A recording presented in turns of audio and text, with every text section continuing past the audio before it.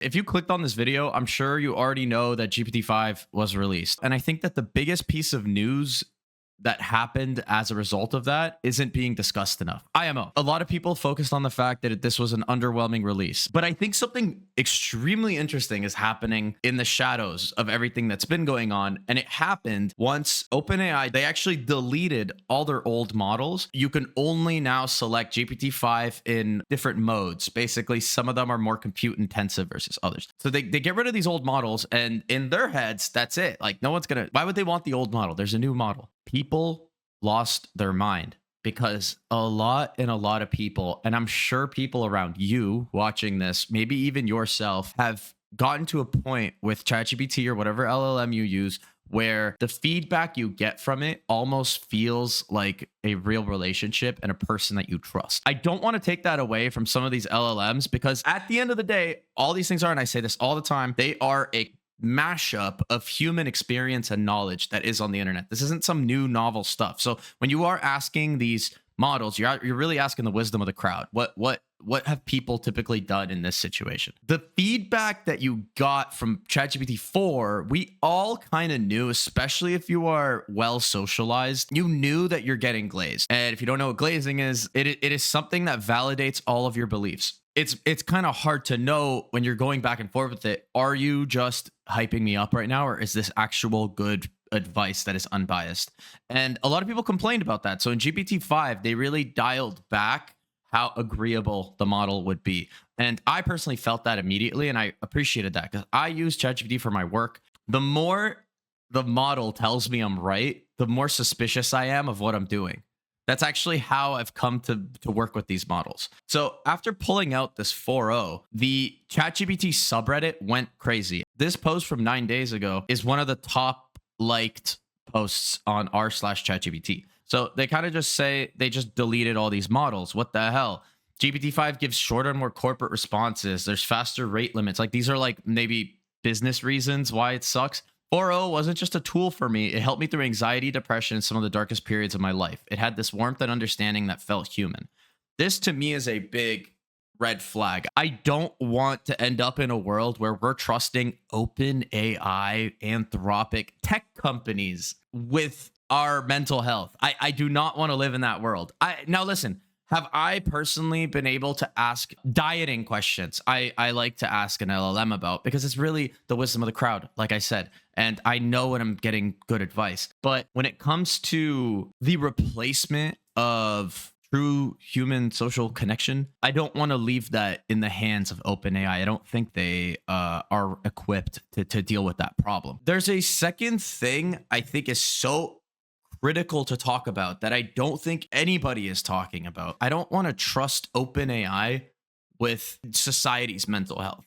And you might say, Alex, it's an LLM. OpenAI can't control it. But that's where we are seeing this layer that these companies are throwing in, where they're able to change the personality of how the data is coming out. This isn't the raw form. So you can shift the behavior of these predictions into a direction that is more conducive to what you want. I don't think anyone's talking about this enough. Who is regulating this? How are we controlling what OpenAI is able to influence their LLM to say, when we know, I think they're at 1 billion users globally at this point?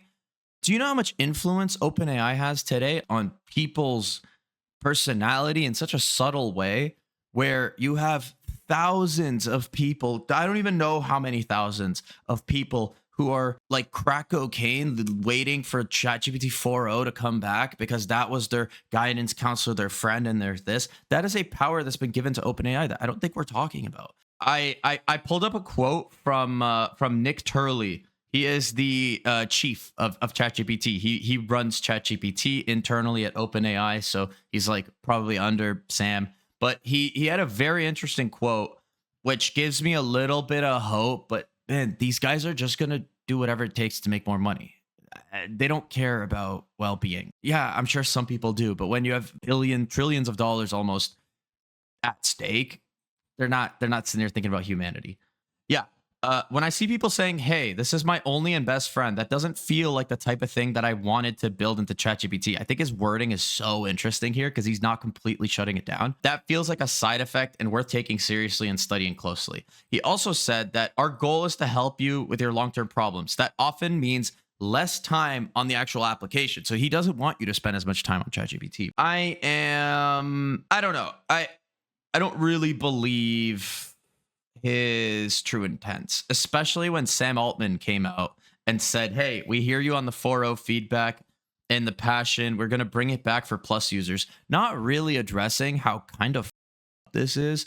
You're going to see this more and more and more and more. People are in a loneliness epidemic. This is well documented. People have talked about this a lot. This is not even just post COVID. Even before COVID, we've been seeing a lot of more social isolation happening across the world. This isn't a US only issue. This is in Asian countries, in primarily in developed countries, actually. The result of this is not let's fix it, but how can we profit off it? I think OpenAI is now under the impression they've tapped into gold with this. It's a very lucrative side business that I think they are now taking very seriously.